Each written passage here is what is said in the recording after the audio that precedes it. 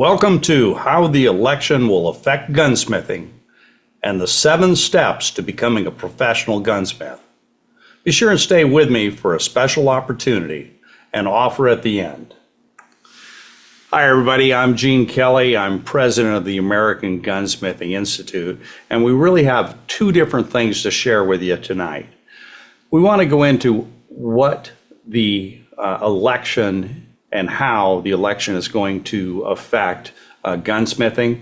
And we're also going to share with you how you can become a certified professional gunsmith. We also have a special offer for you, so if you stay all the way through, you'll see that. All right, let's get started. Well, first off, moving forward in the slides here, we're going to have a Q&A session. So go ahead and enter in your questions, and we will answer those along the way. Also, as I said, I'm Gene Kelly. I'm a gunsmith, have been for over 40 years, and I'm president of the American Gunsmithing Institute. And the question may come up, oh, why should you listen to me? Well, here's a few of the reasons.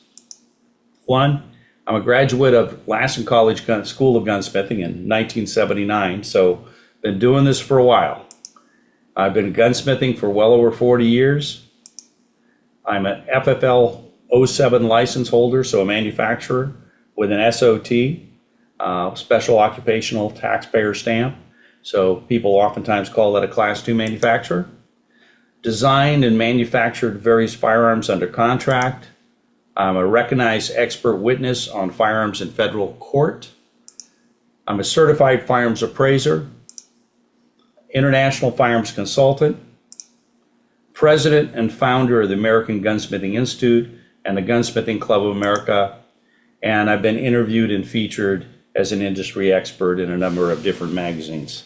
So that's a little bit about me. Hopefully you're here to learn more about gunsmithing and again, how the election might affect you as a gunsmith. And I think you're going to be a little bit surprised.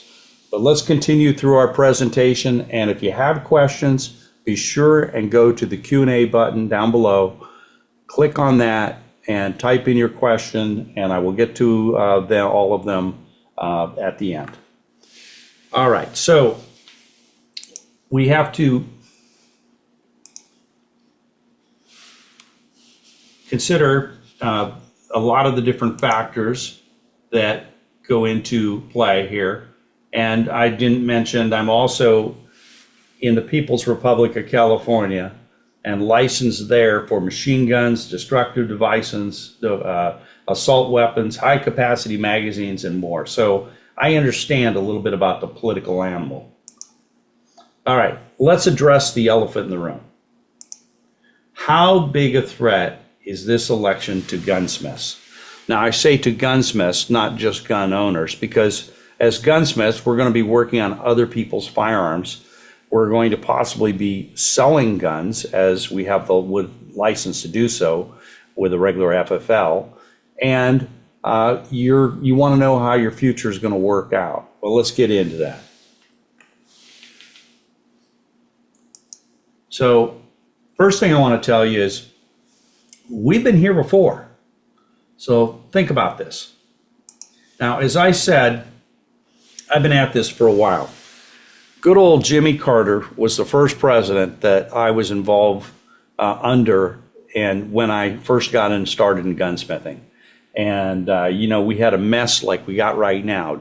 Double-digit inflation, unemployment. They were going to ban guns left and right. That's what they wanted to do. And not only did he not do that, he was probably the first president that really started getting people to be serious about buying guns and buying extra ammunition and kind of stacking up. So let's look at what some of the other presidents did. Well, you had Ronald Reagan. Now, Ronald Reagan was one of my heroes, man. He brought the country back.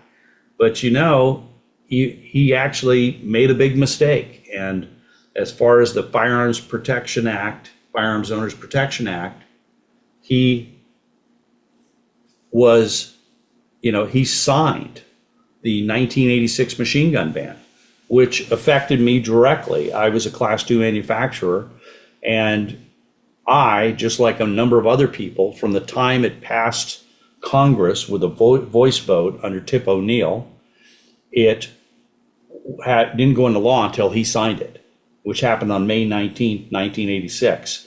Well, we cranked out machine guns like nobody's business.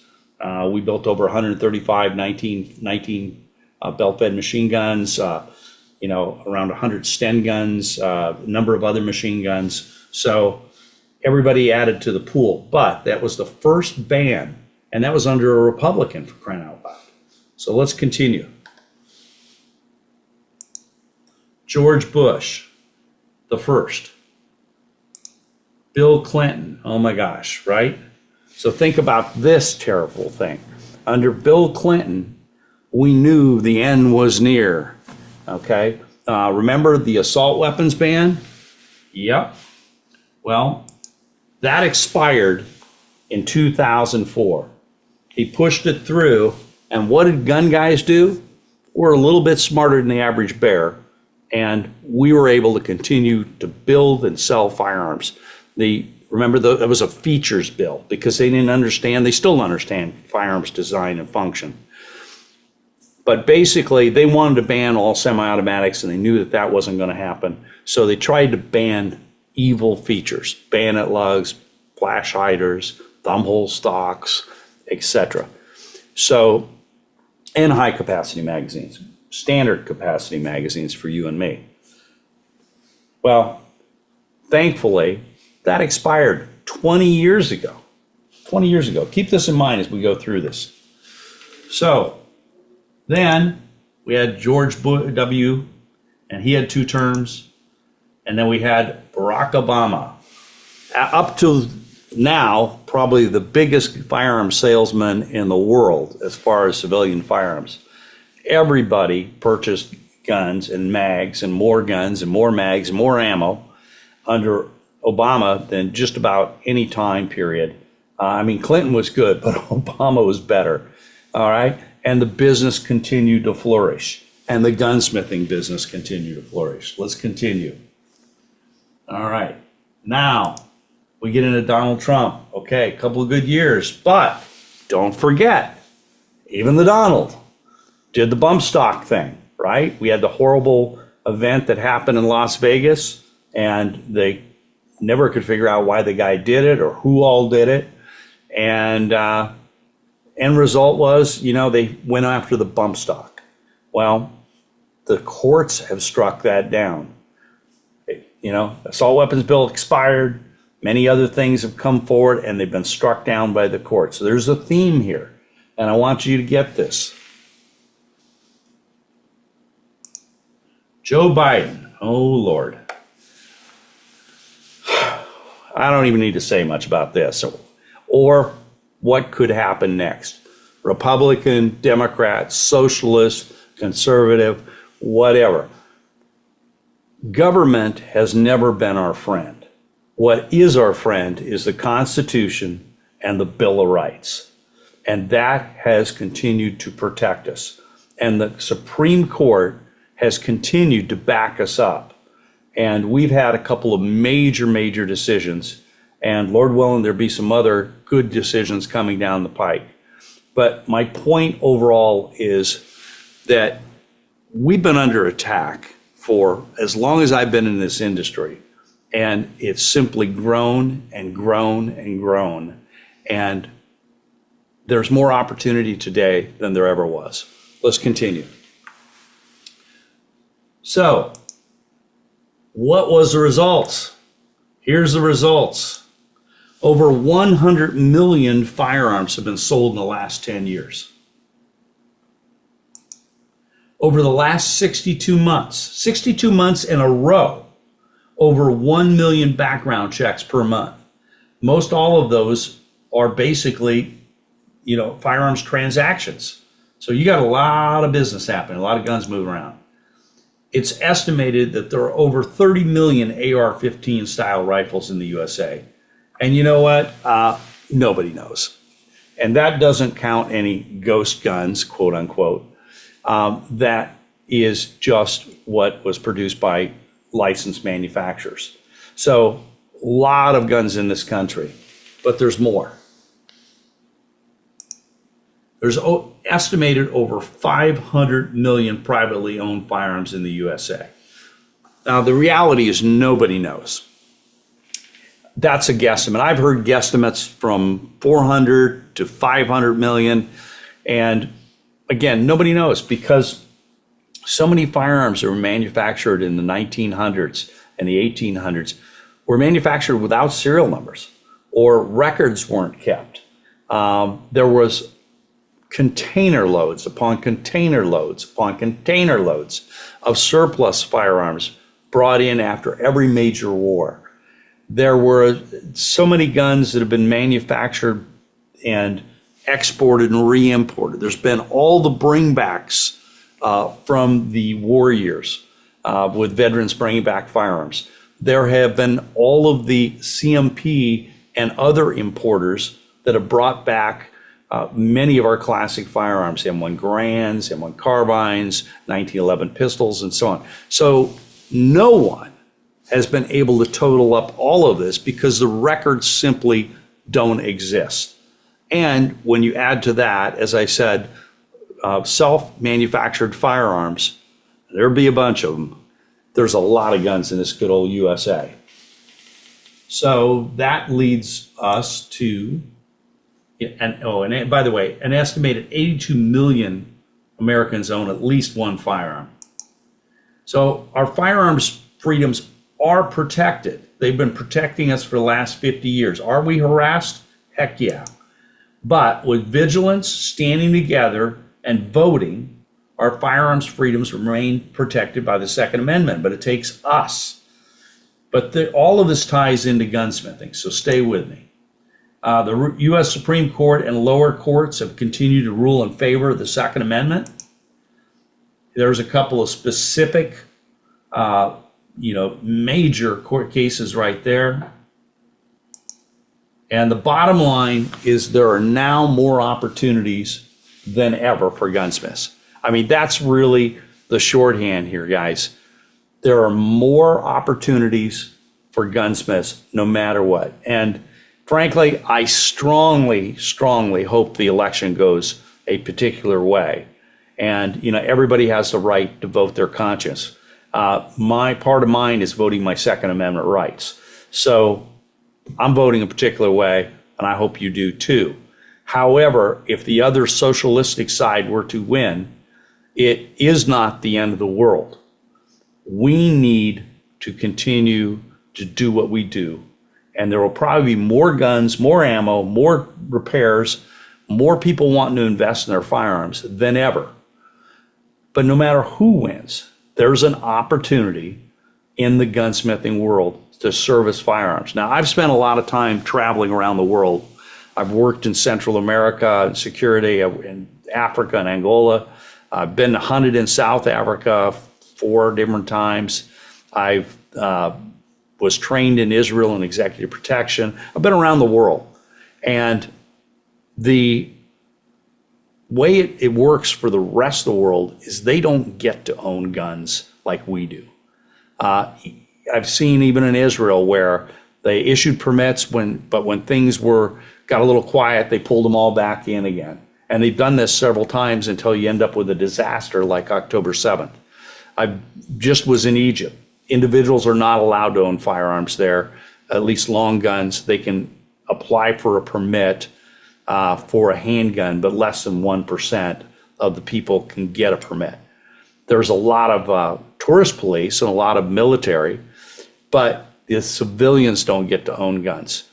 But the ones that do, like in Europe, where they can own firearms but it's restricted, they'll pay whatever to a gunsmith to get their guns repaired and keep them in operating condition.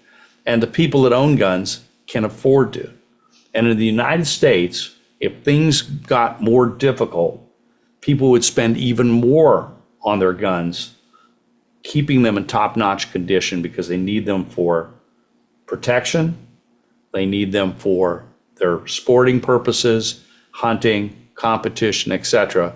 But self-defense is always the top of the pyramid. Now, people will make the investment. So there's opportunity for gunsmiths no matter what, and they are not going to come and take all of our firearms. They may continue to restrict us. They may put more garbage on us, and we need to keep pushing back, and there are great organizations that do that, and we support them, and I hope you support them. But what we do is support you and the rest of the country by teaching gunsmithing. Because without gunsmiths keeping guns operating, firearms end up just being a useless club. All right, so what we do is important, and what you do is important if you want to be a gunsmith. So back to our slides. All right, with more than 500 million, think about that, more than one for every individual in the United States. If only 10% of those guns need professional cleaning, maintenance, customizing, or repair, that's 50 million guns that need gunsmithing right now. If each gun only needed $50 in services, now I can tell you that if you have your guns customized, if you're doing customizing of firearms, you oftentimes, people will invest hundreds and hundreds of dollars and even thousands of dollars getting their guns customized. Well, just with $50, follow the math. So with just $50 in services on those 50 million guns, there'd be a pool of $2.5 billion in potential work out there. So there is as much opportunity for an individual professional gunsmith to take on as they choose. I mean, it's just that simple. Some of our guys are gunsmithing part-time, some are gunsmithing full-time, but they really get to choose. And once a gunsmith becomes well-established, it is not uncommon for them to be backlogged with work for a couple of months. And that's even without guns being restricted. If they were restricted, the backlog would even be bigger because the demand just would continue to grow. All right. So when we look at the opportunities there to be a gunsmith, the question is, what do you need to do to become a gunsmith? So I've outlined 7 steps here, and then we're going to go into a little bit more detail about what you need in the way of training, what you kind of gunsmithing you could be able to do, the approach to gunsmithing, what it costs to do gunsmithing, tools, and so on. So we're going to cover all that if you stay with me, and I will get to your questions when I can. All right, so here are 7 steps, and they're just a quick overview. But the first step of becoming a gunsmith is understanding what a gunsmith is and what they do, and we're going to cover that. Choosing the right gunsmithing education is really important. We hope that you'll consider the American Gunsmithing Institute. It is the professional gunsmithing organization that teaches design, function, and repair, and allows you to train at your own pace at home with support from professional gunsmiths. Okay, you also need to understand firearms design, function, and repair. If you don't understand this, you can't fix it if you don't understand how it works. And there's a lot of people out there that are just part swappers. They're swapping out parts, hoping they get it right. Don't do that. Be a real gunsmith, understand design, function, repair of all firearm systems. Setting up your workbench, your tools, and your shop space, that's one of the steps. Getting your federal firearms license, which is not scary, and we're going to talk about how you get that, how you can get that. As long as you're not a prohibited person, you'll be able to get an FFL. Choosing the type of gunsmithing work you want to do, there's a wide amount of choices here based on what interests you. So let's say that you're interested in military firearms restoration. You could go full-time into doing nothing but that. If you were interested in doing all types of custom rifle building for long-range shooting, you could do that. If you were interested in building competition guns, you could do that. If you just enjoy general repair, You could do that. Their options just go on and on. You could be busy full-time at any of that, or you could mix it all up and do as you choose. After that, all you need to do is open and advertise your gunsmithing shop and start making money. And we have training that goes beyond just the design, function, repair, beyond the customizing, beyond the setting up your shop, but to also understand how to market your business and make money at it. And there is a way to make good money gunsmithing. So, what does a gunsmith do? Not everybody knows, but we maintain and clean firearms. We do repairs and we tune broken firearms, including pistols and revolvers, shotguns of all types, centerfire and rimfire rifles. We repair and restore stocks by refinishing. We do recoil padded installation and replacement. We refinish metal by bluing, parkerizing, slow rust, Cerakote. We customize shape and fit and do reliability packages on firearms. Trigger jobs, stock bedding, tuning. This is just giving you a general idea. Scopes, optics, and sight installation. And it's all just a lot of fun to do. Building custom guns, handguns, hunting rifles, tactical rifles, shotguns, long-range rifles, competition firearms, personal protection firearms. And we make replacement parts. Now that's something that a part swapper can't do, but a gunsmith can. So someone who's just a part swapper, or even if they've got a better education and has studied our armors courses, and we have a master armors course, you can understand the function of the guns and you can replace the parts to factory spec. But when it comes to gunsmithing, we're able to take worn parts and repair them. We're able to make a part from scratch. And those are the kind of skills you want to have if you want to be truly independent and you want to be a highly qualified gunsmith. We can teach you. So we also do barrel work, and there's numerous custom requests that you'll get, and that's a lot of fun. All right, knowledge required to be a professional gunsmith. And this again is a key right there. You must understand design, function, and then repair by learning all the different firearm systems. You have fire controls, lockup, feeding, extraction, ejection, and there's rules to all of this that you need to know. Now, we teach all of this, and we teach all the specialized courses as well. But I want to show you, a little something that we do above and beyond what others do. And that is we get into all the firearms and we use cutaway guns to teach you how everything works. So when I'm talking about the lockup on this 1911, and you can see it locking and unlocking right there, this is using a link lock system. If it was a Browning high power, a Glock, or a SIG, it'd be using a cam lock system. We explain all those systems and show you in detail how they work and how to adjust them. So when you're working on these systems, you can identify if there's a breakdown in the lockup, the feeding, could it be the extraction, the firing pin, the striker, the hammer, the springs. All of these you'll understand so you can look at it in sequence and determine where the breakdown is. And that's where you then apply the proper repair. Okay, so we teach also how to machine and weld.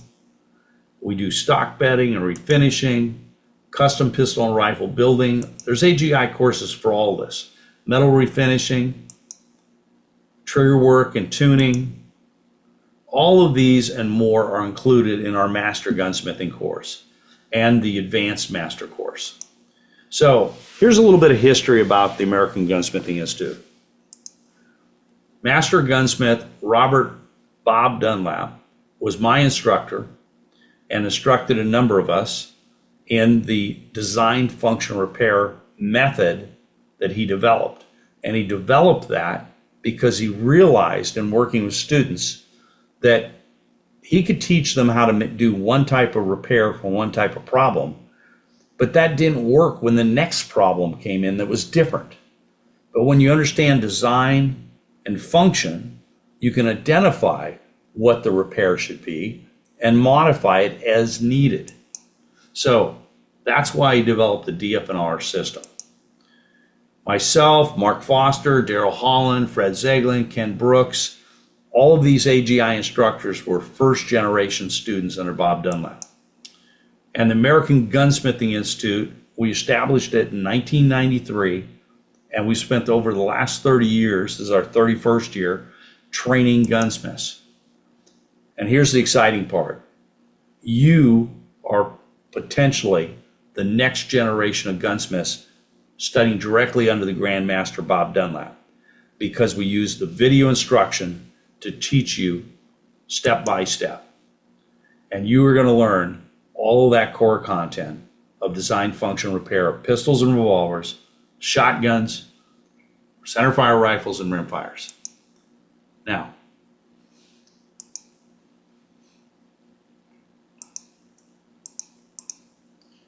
all right, so AGI's programs have been recognized in the industry for years, and now we're the civilian marksmanship program, and I really respect those guys because they're bringing in all these guns, restoring them, and getting them in the hands of Americans, 1911s, carbines, and of course the M1 Garand. And so we are training all their gunsmiths. Currently we have 17 of their people being trained to be gunsmiths by us. And over the years, we've trained over 12,000 professional gunsmiths. Now, here's, one of our students. Just listen to him, for a moment. Hi, I'm J.R. Panel with Zenith Firearms. I want to tell you my story today. Been a competitive shooter, worked on guns all my life, tinkered, played, decided when I got close to time to retire from UPS that it was something I'd like to make a career. So after searching around, studying around, I bought the AGI Master Gunsmithing course. Very fast and soon I found out how dangerous I'd been for a long time. Learned the proper ways to do everything. When I retired from UPS, I went to work full-time because I've been working part-time for a gun shop, doing work on the weekends. Went to work for that same gun shop full-time for 3 years. Worked my way through all types of firearms, doing repair work and custom work. And got lucky enough to land a job with Zenith Firearms. I'm now the senior gunsmith at Zenith Firearms, run the shop, work on all kinds of neat stuff. And actually, next month I'm going to Turkey to see the MKE factory, and we're going to be moving some manufacturing here to the States. So it's been a great ride, and I just want to thank AGI for everything they've done for me. JR, I see him every year at the SHOT Show. He's with Zenith Firearms still, having a great time. They make clones of HK MP5s and other firearms. Great guy, has really learned the business starting with us, and we continue to teach him because he continues to stay involved with our programs. Now, that's just one story of many. As you can see right here, if you go to the American Gunsmithing Institute.com/testimonials and look on the website there, you're going to see all kinds of different testimonies, a lot of video testimonials.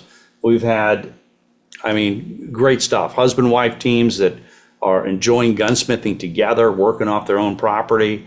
A gunsmith that was a former law enforcement, and when they shoved COVID down his throat and made him do things that he felt were unconstitutional, he was able to tell his boss, take this job and shove it. And his gunsmithing business allowed him to walk away from the danger at the time of the blue line and be at home with his family, and he's making more money and more money all the time, happy as a clam. His family's happier because he's home and safe. So, this gives you options is the point. And if you want options, you want to control your life, being a gunsmith, part-time, full-time, or as a retirement income is a great way to go. Let's continue.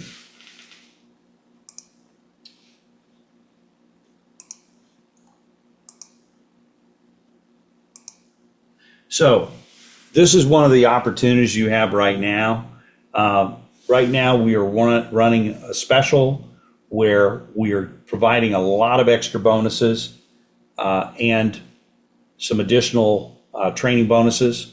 So you can contact one of our student advisors at that number or go online and just use that code right there, /train24, and you will get all the additional bonuses that are being offered right now. In addition, this is a bonus we're offering just for folks that stay tonight and that are showing up here for this webinar.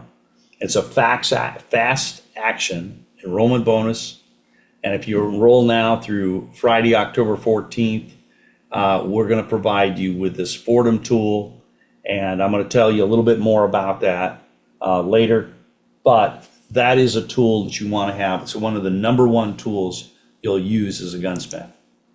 Okay, so speaking of tools, now this is an area where everybody can get their tail in a knot, thinking that they've heard stuff from internet gurus that live in mom's basement, I think, that you need to have $100,000 worth of tools and you need to have a huge shop and a CNC machine and so on. And it's just simply not true. Now, if you can do all that and you can afford all that, well, fun. And in fact, over time, gunsmithing, you could pay for all that. But you don't need that to get started. Guns are fairly simple. And I'm going to walk you through the tools you really do need. But don't let these guys, I saw one posting, a guy said, well, I think you'd need at least $100,000 worth of machinery equipment in a big shop. And it would take you, years and decades to learn. And then he said, but I really don't know. I'm not a gunsmith and I don't really know a gunsmith. I mean, the fact that the internet allows just about anybody to be an expert, you really have to vet who you're listening to.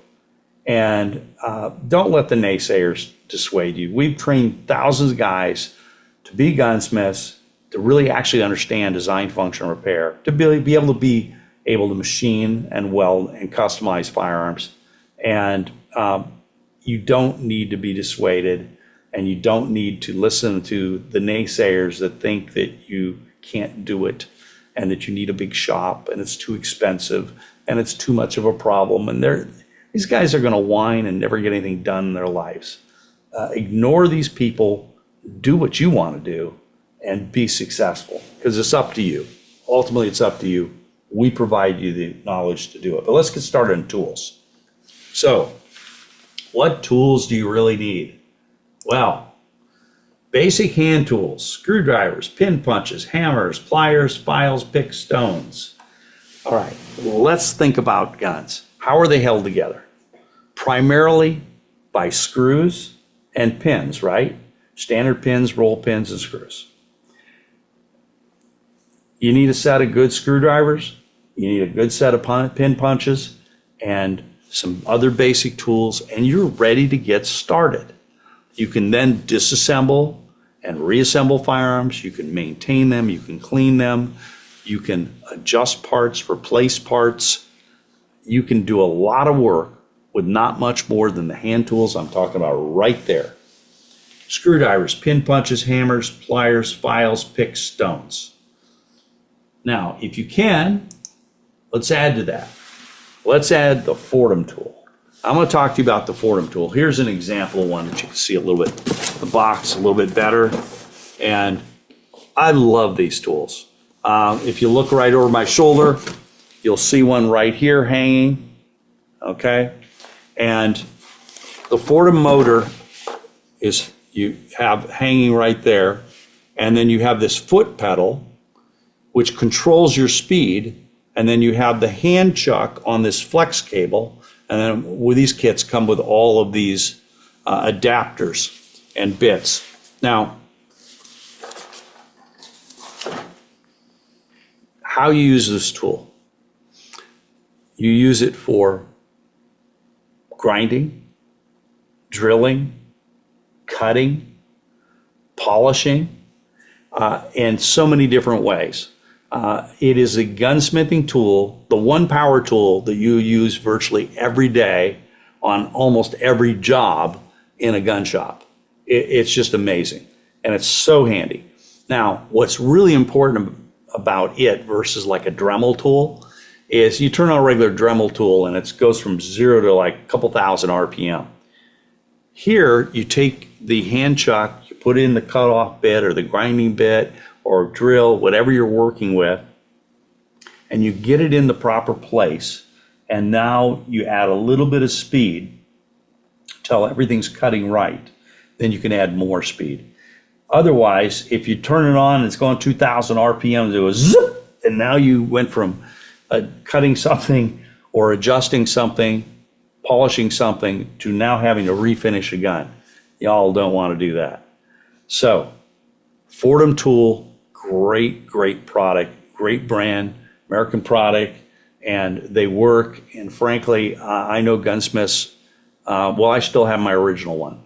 Okay, so I've got several of them around, but I know gunsmiths that have worked their full career and never burnt out the motor with it. Oftentimes you'll break a flex shaft and you can just easily replace those. But with that Jacobs chuck, you can use all the different bits. And I've made parts from scratch using just the Fordham tool.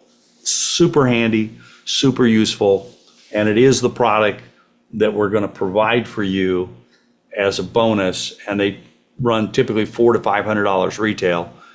We're going to give it to you at no charge if you enroll by the end of this week. Okay, all right, now, bench block and a bench vise, you're going to want to have those. A magnifier with lights, super useful, and everything you need to get started can be purchased for less than $1,000 total. Okay, going back there so you can see those. Everything you need, you can get for less than $1,000 total to start with. Now I'm going to tell you about some of the other things that you can add. Here's the things you should add over time. Get a belt sander. You want a quick change belt sander later when you can afford it, but just start with a benchtop one. You can get them for under $200. Bench grinder, inexpensive. Lathe. Now, this lathe, the best lathe to start with is a benchtop lathe, about a 7 by 14, a 7-inch swing, 14 inches between centers, or 12 inches between centers, whichever one you can get. Grizzly makes them. There's a number of others. And what's great about those is because they're small, you can use them and you don't need to walk all over your shop. You can have that right off the side, and you use that for making a pin or a slave pin, turning apart, retipping a firing pin, setting back a pistol barrel, just polishing screw heads. Whatever you need to do, you can do right there without having to make the investment in a multi-$1,000 lathe that's a full-size lathe that you need bigger space for. That'll do everything you need for general repair. Now, when you get into barreling work, you do need a big lathe. But even that is not unobtainable. But a lathe like I'm talking about, a benchtop lathe, you can get for less than $1,000 to do everything you need, including chasing threads on a pistol barrel, setting back a pistol barrel, recrowning pistol barrels, lots of things like that. All right. Now, as far as, let's go back. So other tools. So a big lathe and a mill are the last two things that you're going to want to get. And frankly, you never have to have them, because if you don't do a lot of barreling work and aren't doing a lot of milling slides for site installation or something like that, you can job that work out to a local machinist. You also can work with other gunsmiths and job some of that work out to them. So you don't need to turn the work away, but you don't necessarily have to make an investment in those machines until you're ready to. And this is all part of what we teach you. We teach you the strategy of the business of gunsmithing, not just how to do the gunsmithing. Okay. Now, two other welding, a gas welding rig, again, about $200 for the gauges and the hoses, and you can rent the tanks, lease the tanks, and a TIG welder. You can buy a TIG welding machine that's perfect for gunsmithing for right at about $1,000. And that will, Bob Dunlap calls it the magic of TIG. So once we teach you and you take our welding course, you'll understand safety, gas welding, arc, MIG welding. We teach all that, stick welding. But we also teach TIG welding and TIG welding for gunsmithing. Now, the beauty of TIG is you can put a little bit of material, a little bit of metal, right where you want it. If you want to put something a little bit bigger in a pinhead, you can do that. And now you can reshape that part without damaging the overall heat treat and without melting the part by getting too much heat on it. Gas welding rig's useful because you'll use that to heat up parts for breaking something loose that might be, stuck, or if you're heat treating certain things, particularly case hardening. We show you how to case harden parts. All right, more stuff, more tools. Well, you don't need as much as you might think. So shop space, setup. People think you need a huge gun shop, and you don't. The area I'm in right now, you see our work area behind me. This is a bigger shop. It can hold two guys smithing, no problem. And it's only about 20 by 12. And it's got everything we need. Now, if you have more room, that's cool. But if you have less room, what do you need as a minimum? Well, you need about this much space to do gunsmithing. If you've got an extra 4 to 6 feet of bench space in your garage or a space in a spare bedroom, we have a lot of guys, especially if the kids are gone or they've got an empty room, they set up a gun shop in their house in a spare bedroom. And it's adequate for doing most general repair and a lot of basic customizing. So you don't need a lot of space. Guns are not that huge, right? I'm working on a gun that's this big. I don't need acres of room. In fact, if you have too much shop spread out, you end up wasting time by walking all over the place. You want to have a fairly compact and efficient gun shop, and we teach you how to build an efficient shop. So let's talk about some of this build out in space. You need a bench space of minimum 4 to 6 feet in length. I like them covered in carpet, keep from scratching anything. Efficient workspace is small, not huge. A place to receive work, a place for waiting work, work in process, and finished work. So what I mean by that is within the shop, there's an area for guns that we're receiving them in, guns that where we are waiting for a part or a custom stock or something that we're going to work on. We have those set aside. Maybe they're going to be waiting to be refinished in a batch. And then you have an area for your finished work, and that's what goes out the door. So having a receiving area, a storing area, and an area for guns to go out is great. But that's what you need. You don't need a huge amount. One of our gunsmiths does about 1,000 guns a month, and his whole core shop for his main work is 20 by about a little less than 7 feet wide.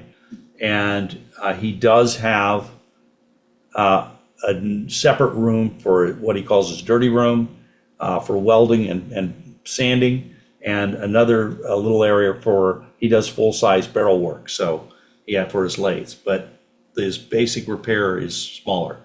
Okay, so, it's a good idea to have a gun safe and security, but it's not absolutely required. Theft of broken guns is pretty unusual. And that leads us now to getting your federal firearms license. Now, I've had an FFL for 40 plus years. I have an FFL in more than one location, and I am an SOT, as I said, a special occupational taxpayer with a manufacturer's license. So I can build regular firearms, I can build machine guns, suppressors, whatever. This is not that difficult, folks. There are approximately 50,000 FFL holders in the United States. If you are not a prohibited person, you're not prohibited from owning firearms, and you comply with local laws and regulations, meaning primarily zoning laws, you can get an FFL. And with every enrollment, we include a complete package. You just follow it, and you'll get your federal firearms license, typically in about 90 days or less. So you could be gunsmithing for profit, even if all you're doing initially is cleaning oils. But you could be doing gunsmithing for profit in as little as about 90 days, whenever you get your FFL. An FFL is required to do gunsmithing for profit, and even as a hobby, if you're going to keep other people's guns overnight, it's a good idea to have one. But get your FFL, and you can then take in guns, keep them as long as it's required for repair them, and return guns. And by the way, you don't need to do a 4473 when you take in and return a gun. There's no transfer. It's just a repair. They already own the gun. You're just returning the gun to the legal owner. So it's simple paperwork. You log the gun into your logbook, which we give you a copy of, initial logbook, so you can get started, and log your guns, the guns back out to them. It's pretty straightforward, and ATF is not a problem. In the commercial division, they're there to help you, basically. And when you get your FFL, you'll have one interview. They want to know that you're a real person at a real location, because 30 years ago, there were guys bootlegging illegal licenses out of bogus addresses, bringing in as many guns as they could and disappearing. And so they started requiring that a representative ATF actually meets you, and they go over your record keeping requirement. It's not a scary interview. They're not like asking you 9,000 questions. So let me go over some of these things that bothers people. All right, and hopefully alleviate a few of your fears. So an FFL is required if you're going to keep guns overnight. If this is a significant source of income, I recommend everybody get an FFL. It's not a big deal. Standard 01 standard dealer's license is all you need. It's adequate for gunsmithing. If you get an SOT with that, you'd be then a class 3 dealer. If you want to be an 07 manufacturer, you can do that. There's just a little more paperwork involved, but not much. And again, we give you the step-by-step process for getting your FFL. If you just follow that, you're going to get your federal firearms license. Now, there's a few places where you're in an HOA, homeowners association, and they don't allow you to run a business out of there, where you then would have to get a commercial location or another location. But you can work out of other shops. You can work out of there can be more than one FFL at a location. So if you know somebody who's got a regular gun shop, but they don't have a gunsmith, you can get your license there, or you can work under their license. Typically, it takes 90 days to get an FFL. There's no problem getting one if you can legally possess a firearm, meet the local laws, and you can start gunsmithing for profit as soon as you get your FFL. Gunsmiths that only repair and customize firearms are seldom inspected after the initial license inspection. I know guys that have been running their gunsmithing shop for 20 years, and they've never seen an ATF agent come back to do an inspection in 20 years, because they're a gunsmithing shop. And there's even a box to check to say that your primary business is gunsmithing. They're not very interested in that, because you're not buying in a bunch of guns, selling them out to people, and maybe not doing proper record keeping. You're repairing existing guns that people already legally own. So they're not that interested in you. Now, if you have a gunsmithing license and you also want to run a full gun shop, and because you have your type 1 license, you can do that if you want. But I'm mostly talking to guys that are interested in focusing on the gunsmithing side of things. Because actually, there's more profit in gunsmithing than there is in selling firearms. In fact, that's one of the little known things about this industry is there's not much margin in new firearms or in ammunition. But gunsmithing is all profitable labor plus parts. And you can buy and sell used firearms if you want. Plus, you can add new guns if you want. And also, you can acquire your own new guns if you want. Buy them, log them out to yourself, or keep them in your business as demo guns. And many demo guns, where you customize your 1022 or something like that, totally trick it out, and that becomes a gun that you take to the range and show other people, and they say, I want one built like that. And, that, check with your tax preparer, but that should be deductible, okay, as are tools and so many other things. This is a fun business and can be very profitable for you. So what type of work do you want to do as a gunsmith? And that is the main thing here is you get to choose. Like I said earlier, you want to restore rifles, you want to build military firearms, you want to restore military firearms, want to build competitive handguns, competitive rifles, 3-gun. You want to specialize in carry guns, and some carry guns are what I call works of art. I mean, they're functional art. Do you want to just be in the hunting world and enjoy repairing firearms that people are using for sporting purposes? You get to choose, and there's a whole spectrum, and you can specialize or you can do some of all of it. So you get to choose, and you get to run the business the way you want to. Part-time or full-time, what days and hours you want to be open. And that's another thing, and I'll talk more about, but ATF can only come into your business to inspect you during your regular business hours unless you're doing something illegal. Don't do something illegal. That's simple. You'll know how to keep yourself right and legal. Just study what we teach you and follow the regulations, and you'll be fine. And so they can only come in during business hours and inspect. Well, some of the guys are only open on Saturdays. How many times do you think ATF agents come in for inspections on Saturdays when it's not a criminal situation? I don't know, but I don't think as much. So you do what you want to, run the business the way you want to run it. Do gunsmithing from home or a commercial shop, whichever, as long as it's a, locally zoning allows it. Work as much, as little as you like, and choose the type of work you do. And by the way, some of these guys, a lot of our guys, end up, about 3 months back ordered, 3 months backlogged with work. General repair and maintenance is frankly fun. It's different all the time. It constantly changes. You never know what's going to walk in the door. You don't have to take every job. If it's something you don't want to work on, you don't have to. But it's fun. And you really have to understand design, function, repair. Okay? Customizing work and modifying firearms for customers, also fun, very profitable.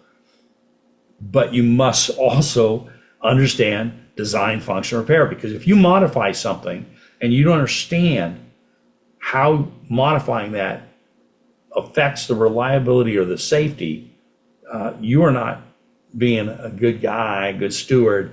You are, being a hack. And we don't train hacks. We train people to put out good work. All right, building custom guns, firearms restoration, refinishing. I happen to like that. Accurizing interior jobs, part-time or full-time gunsmithing. And then we teach you also how to market your business. Now I'm going to go through this stuff really quick, but we have at our master level, we have a complete AGI business success toolkit that teaches you how to market your business. Comes with a lot of done for you ready-made forms. And we also have available a full cleaning system, an ultrasonic cleaning system. That's a great way to get yourself started. You utilize this system with the training that we provide. We have training videos right with it that not only teach you how to use it for proper gun cleaning, but teach you how to increase your sales with every cleaning job that comes in by offering the things that the customer needs but probably doesn't even know exists. Okay? And we have all the FFL profit systems training.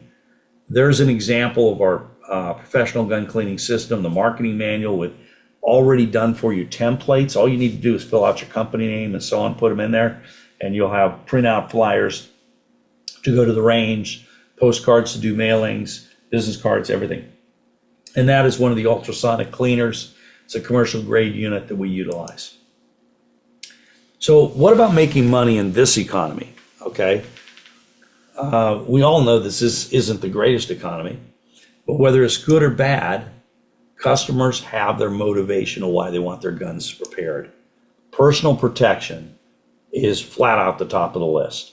And expanding on that, custom carry, reliability packages, smooth and tune, a lot of work there. And then, the customers, you can ask them, will your guns work when you need them to? All right. They'll get them maintained. Competitive shooting, hunting, fun and plinking, collecting, and it's whatever your customers want. What's their vision? And that's one of the things that's kind of fun to do is you sit with somebody and you're designing a custom pistol or custom carry gun, competitive firearm for a particular sport, maybe a hunting rifle, long range shooting, or an ultralight hunting rifle. Sitting down, kind of co-designing that with your customer gets them excited, and it's fun, and it can be very profitable, and it's not unheard of at all for a custom gun to cost $4,000 or $5,000. Or some of our instructors, they build 1911s that are $4,000 or $5,000. The Daryl Holland with his custom rifles, that's kind of a starting package there. You can go to the moon if you want with spending money, but this can be profitable if you got the right mindset, the right skill set, and the right knowledge. Excuse me. All right. Going back. Here's the thing that a lot of gun shops, regular gun shops, don't think about. When you're offering gunsmithing, and there's a reason like every gun shop ought to have a gunsmith on staff or a contract with one. And a lot of our guys contract with multiple gun shops because the customers have to come into the shop twice for every job. Once to drop it off, once to pick it up, and that gives them opportunities to look at new guns, buy ammo, buy accessories, and so on. And this is one of the things I believe in, folks, is if you're going to be successful in life, and Warren Buffett says this, you can look it up. He said the absolute best investment you can make, and this is the world's greatest investor, says the best investment you can make is in yourself, because it never depreciates. Nobody can take it away from you. It doesn't disappear in the stock market when somebody manipulates something. You don't get scammed out of it. These are your skills. So when you invest in a lifetime of skills, you own those forever, and they open up all kinds of possibilities to you. I don't have time to go into all the different adventures I've been able to have because of my gunsmithing background, which led me to security work as well, and internationally. And you get to choose when you invest in yourself and get a return on that investment. Excuse me. A little hoarse here. Okay. Learning in life is not one and done. You got to get used to that idea. Gunsmithing is a continuous learning process. You'll learn the design, function, repair through us, and we are the vetted shortcut. And this is important, guys. A lot of people turn to YouTube for everything. Now, YouTube has its place. If you need to replace a sliding drawer or fix a little gadget in your house, more than likely, if you watch enough YouTube videos, you'll find the right way to do it. But I've seen a lot of wrong ways. I see a lot of wasted time. The other thing is you get watching something on YouTube. Tell me hasn't happened to you. You start off watching what you were looking for, and before you know it, you're watching guys doing stupid stuff and dancing cats, right? Done it myself. So don't trust your education, especially with firearms, on unvetted folks on YouTube that say they're an expert but have no credentials to back it up. AGI is the vetted source. We are a post-secondary approved institute. Okay, so let's talk about your future plans for a moment. Okay, what do you want to do? And this is really the ultimate question, right? You need to invest in yourself. You need to control your life. And frankly, here's what I believe. I believe that to be successful, you can't wait around for your future to just happen. You have to choose to create your future. Everybody you look to that's successful, it wasn't like somebody just knighted them, appointed them.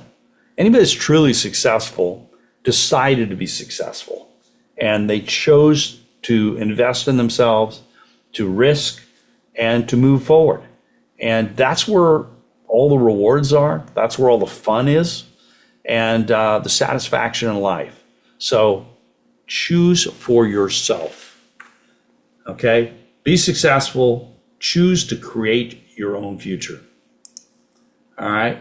And so think about this now. Where do you see yourself in 3 years, 5 years, 10 years? I mean, if you're going to be retired in 3 years, 5 years, 10 years, you need to start planning right now. And if you invest in becoming a gunsmith, you'll be gunsmithing well before then. But by the time you might need extra income or just being busy and satisfied so you're not going nuts being retired, we have guys that tell us that this program has literally saved their lives because it gave them a new lease on life. Again, go look at some of those testimonials. Look at all the Google reviews we have. Go to the American Gunsmithing Institute .com/testimonials, and there's some video testimonials there. Some of the printed ones. This is only a small portion of what we have over the last 30 years. So a lot of satisfied folks, but it's up to you. It's ultimately always up to you. And what is your why for your business? Why do you want to be gunsmithing? And for a lot of people, it's about self-reliance. It's about being independent. And if you're at all concerned about the economy or the future, or whether or not you're going to be able to get access to guns, gunsmiths, by the way, are going to get access to parts, ammunition, and firearms when other key people won't be able to, because you'll have a license. And as a gunsmith, a certified gunsmith, you're going to get access to some restricted parts that others can't get. Okay, so here's some of the student resources that we also offer. I'm just going to go through this really fast. Gunsmithing Club of America, if you're not a part of that, you should be. You get a year's membership when you enroll. With that, we produce a monthly Gun Tech video magazine and archive.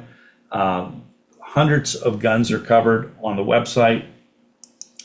There's over 200 disassembly and reassembly courses on the website.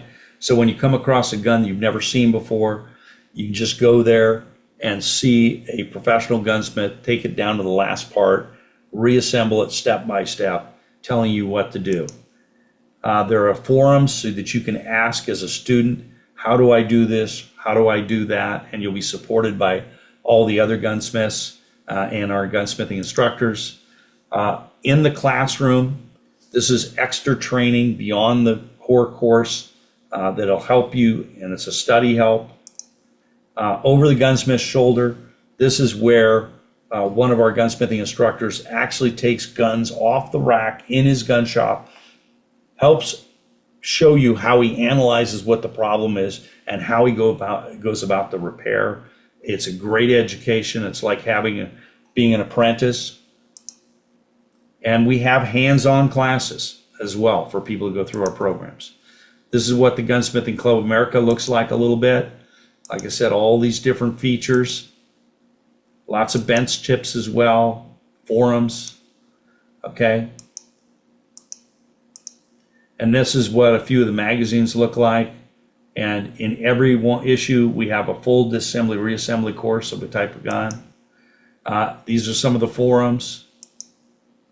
This is some of the in the classroom, in-depth teaching and specialty, over the gunsmith's shoulder, hands-on classes with one of our master gunsmiths in a small group setting. These are advanced courses for students that have gone through the video-based program. All right, about the last thing I'm going to go over here is we're going to bust up 7 of the top myths about and fears about gunsmithing. I don't know if you can relate to any of these, but one of these may be holding you back, and if it is, let's deal with it. And then I'm going to get to questions, guys. Okay, so number 1, I'm afraid of not knowing how to repair a gun and being embarrassed. Well, the designed function repair system we teach is a solution. You know, we use cutaway guns to show you how all the foundational firearms systems work so you can diagnose any problems. Now, we also back you up with support, like I said, in the forums and support by email and phone with professional gunsmiths.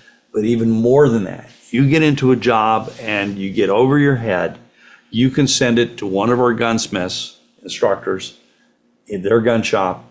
They will repair it for you, charge you, and you'll be able to pass that on to the customer. But he'll tell you what you did wrong and basically cover for you. So there's no risk. This way you can experiment, you know, don't go in there and break everything just to break it. But you know what? As you learn, there'll be things that you will break or things that you might not know how to do. And knowing that we've got your back just gives you a giant amount of confidence to try. And that's the reason we do that. Nobody else does this, by the way. No other school, none. Okay, how do I learn if I can't attend a classroom and have all the guns right in front of me? Well, with AGI's close-up video, our training shows cutaway guns and teaching you DFNR. You can learn faster and be able to repair the guns that you've never even seen before. As I've shown you, you know, we have cutaway guns that we utilize like this 1911. And when we go through it and you see all the internal operations and tear it all down and show you how parts interact, you know, it's not just like 1 or 2 guns. We've cut up a couple of 100 guns for all these courses. Don't you need a lot of expensive tools to be a gunsmith? Hopefully we've addressed that enough for you. By being an FFL dealer, federally firearms licensee, FFL, can't the ATF come into my house at any time they want? We've already addressed that. No, they cannot. If you're not doing something illegal, they can't just come in your home. They can only do it during posted business hours. All right, and again, as a gunsmith, they're pretty much not going to. If you are buying and selling a lot of guns, that's a different story. They probably check on you to make sure your, you know, basic paperwork is correct, your 4473s and so on. Okay. I'm concerned the government is going to take away all the guns. Well, we've talked about that. Are they really going to be able to take away 500 million guns? I don't think so. Are the people, even if they stopped, and you weren't allowed to buy any new guns? Courts have already said you can own firearms. It's an absolute right for personal protection and beyond that. Okay, so I'm not even going to get into how far our rights keep expanding, but even if they were to limit it or eliminate all new guns, and remember when the assault weapons ban, they tried for 10 years, and there were more ARs sold and AKs and everything else than before the ban, right? And then after the ban expired, it all came back with all the features even. So we win, they lose. But we're going to be able to continue to gunsmith because even if there were restrictions like these other countries, the gunsmiths are revered and make a very good living. All right. Okay. And can I really make money as a gunsmith? I don't know what to charge. Well, AGI trained gunsmiths work full-time, part-time, or retirement, and they can make a significant amount of income. We recommend that most shops set their hourly rate to about half of what a local automotive shop is to start with. So out here right now, I think it's local shops like $135 an hour or something like that. So, half that to start with, because you have a lot lower overhead as a gunsmith. You then can increase it. We have gun shops out here, gunsmiths charging $100 an hour. There is something that we provide, though, that nobody else provides, and that is a flat rate book. Just like the automotive world, when you work on a job, you get a certain amount of allocated time at a certain number of hours to finish that job, and then you always try and do the job faster. So let's say you're given 2 hours to do a job and you do it in an hour and a half, you still charge the 2 hours worth. That's the way the flat rate works. So the better you get at doing the work, the more you can make.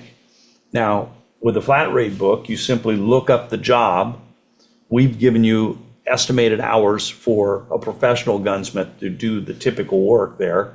You adjust it up or down depending on the complexity, and then you multiply it times your hourly rate. Well, let's say your hourly rate was only $50 an hour.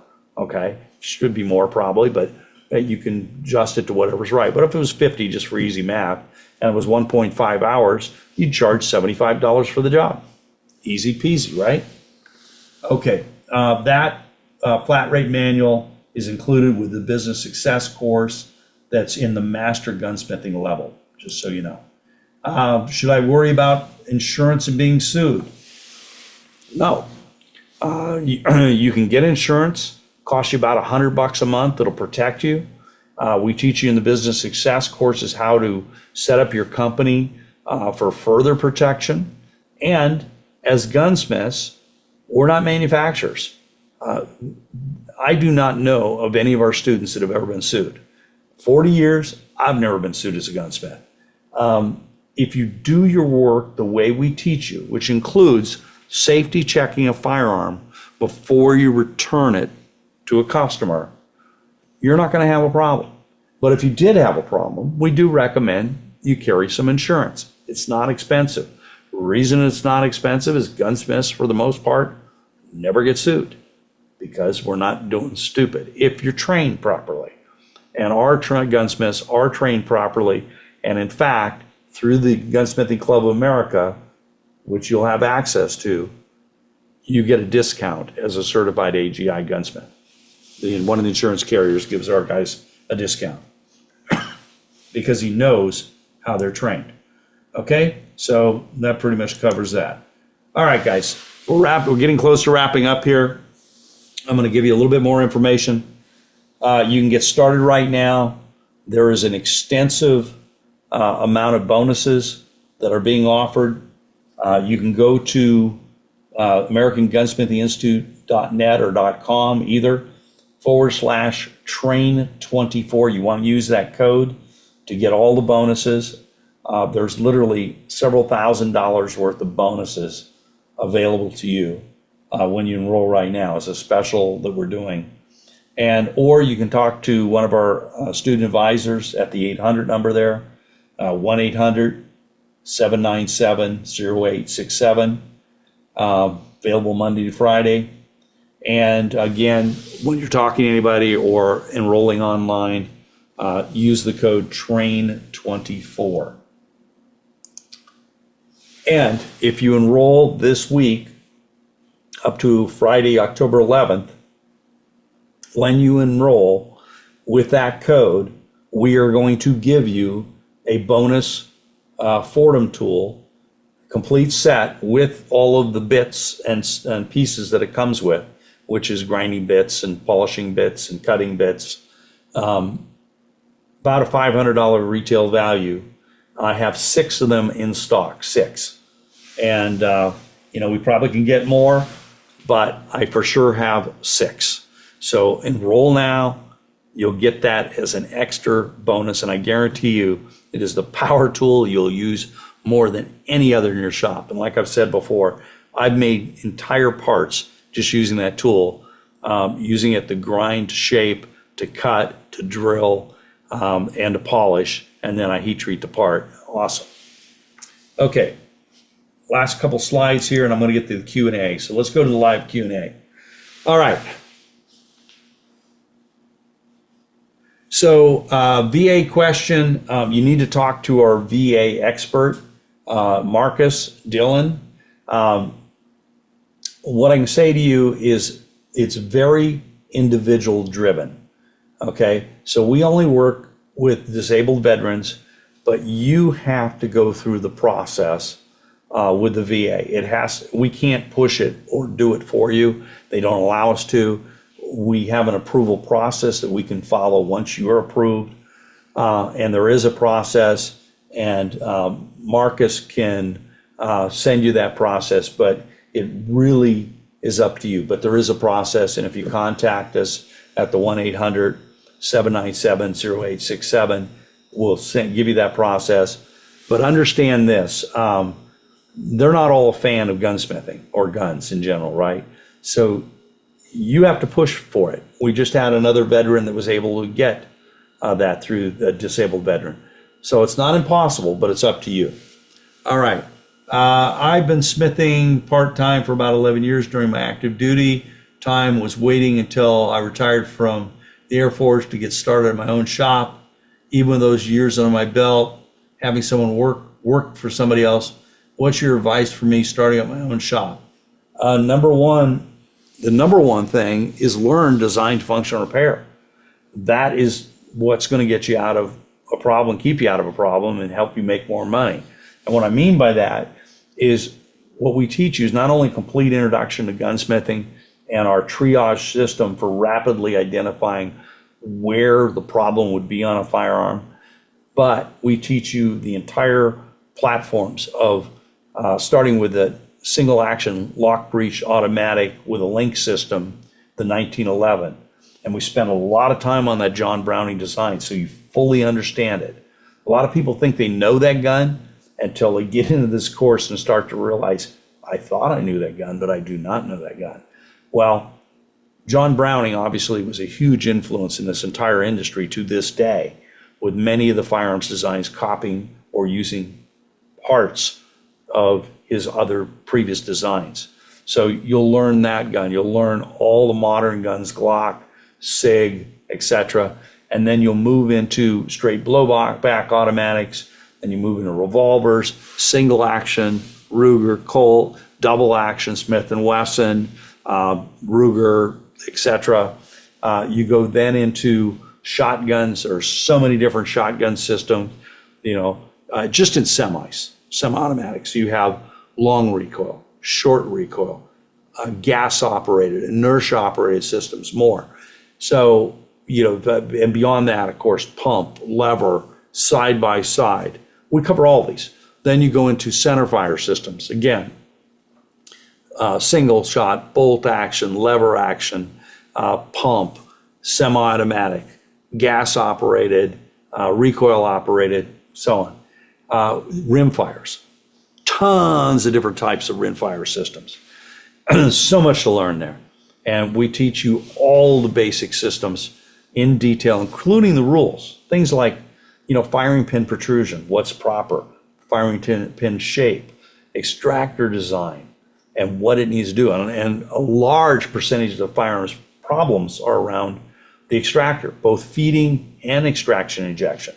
So you need to know these things to be successful in your shop. Beyond that, I covered a lot of it. Get your FFL, get the basic tools, get started, do the business portion of this, which we teach, We teach you starting off with a question of, what do you want your life to look like? What do you want your business to look like? You get to choose, and you get to set it up the way you want. And especially with a shortage of gunsmiths, frankly, you can dictate the terms. All right, next question. And that was from Joel. Thank you, Joel.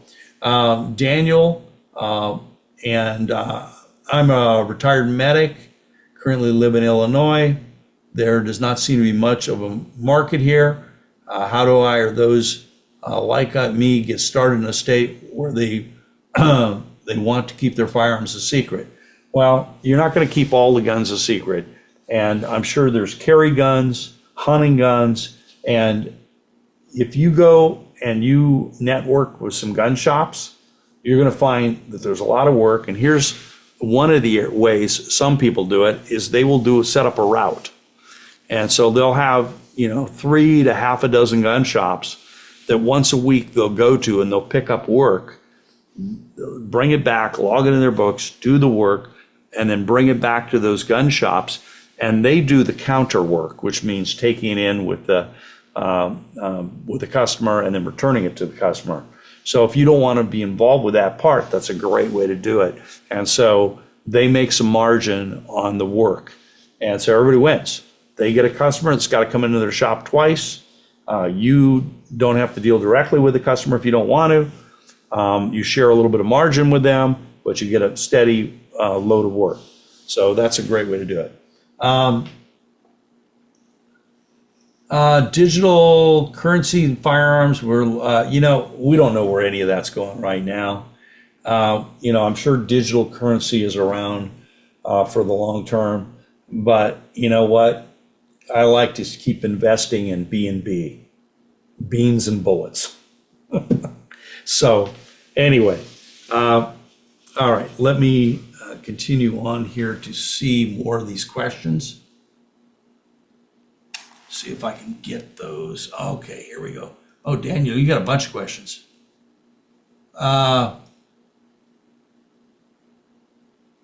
Well, he's asking, is there a less expensive way to acquire the machining required to build guns from scratch? Yeah, there's a couple. Well, first off, you can't get an education in machining much less expensive than what we provide you. I mean, it's everything from the beginning, understanding what is a thousandth of an inch, how to do work safely in your shop, how to set up a lathe, what to look for in a used lathe, what to look for in a used mill, how to make sure you're not buying a lemon, setting up those machines, operating those machines. So you're going to need that knowledge first. And then shop for used equipment. There's a lot of used equipment. There's people selling stuff at estate sales. There's manufacturers that are downsizing certain equipment or upgrading equipment. There's used equipment brokers. There's a lot of ways to go there. Okay. And now, let's see, is there a payment plan? We do have a monthly enrollment plan. Any of these bonuses that we're talking about right now do not apply to that. That is our online professional gunsmithing course. You can do the level 1 or the master course delivered online for only $197 a month. And you can self-enroll on the website at AmericanGunsmithingInstitute.com.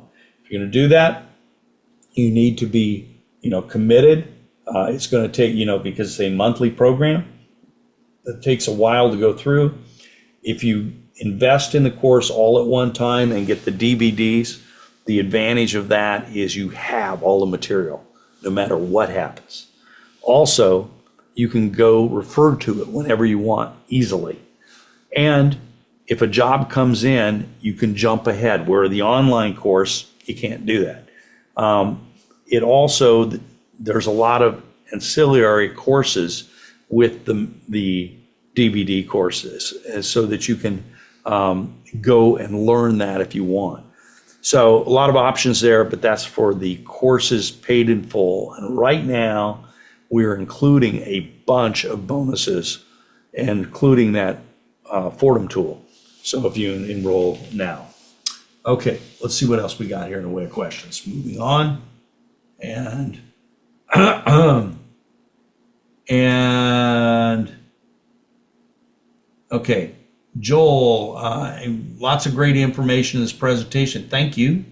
Another question in regards to what do you want to do as a gunsmith? Want to stay in the general side of the trade, even do some customer, what's your advice? If a customer comes in and asks for a competition build, but you inform them you don't do that type of work, that is something that potentially cause you to lose business. So here's what our guys do.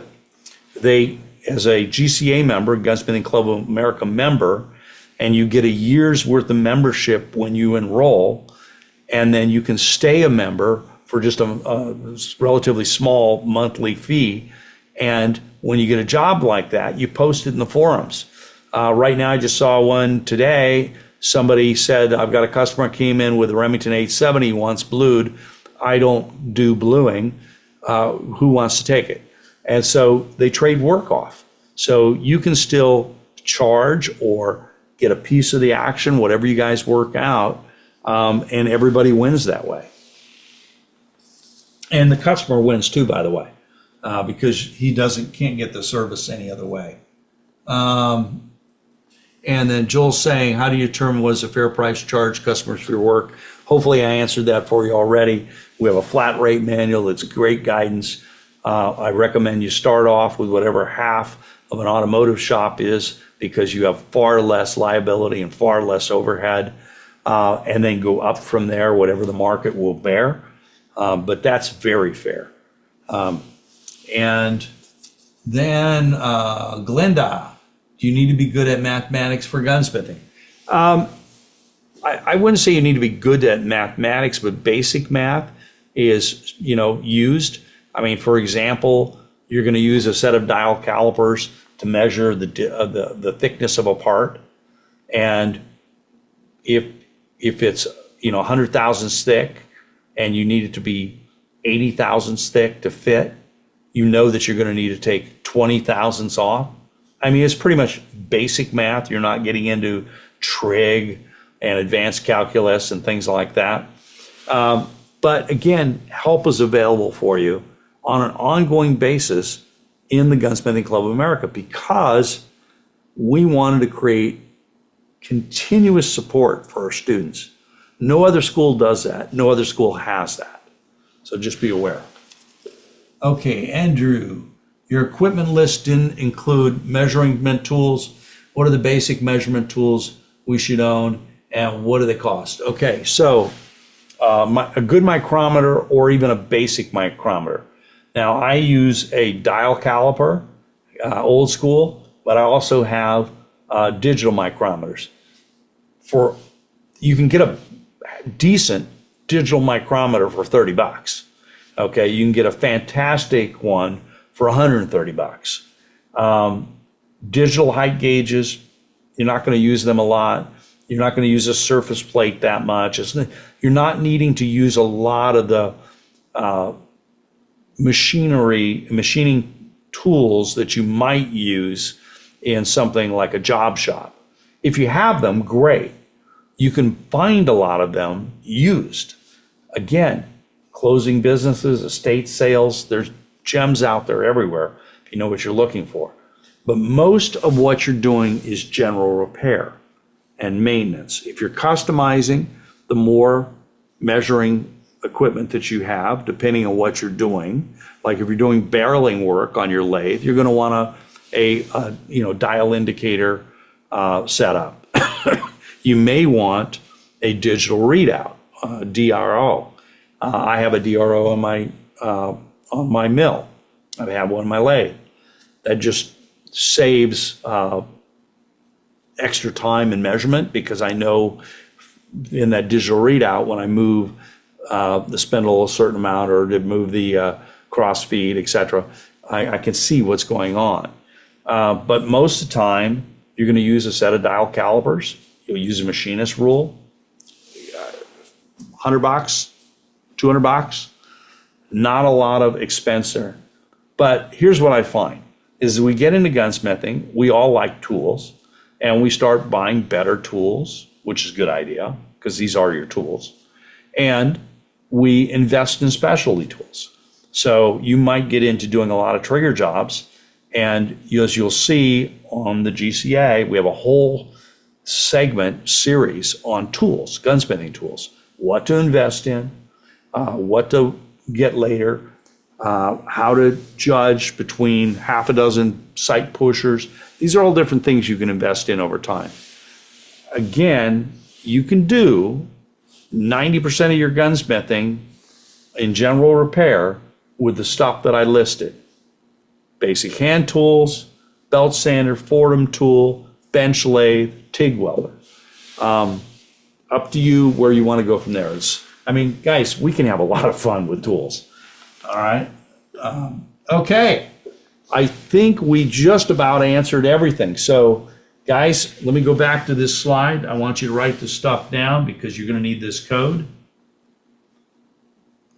Right there. All right. So you can enroll right now if you want.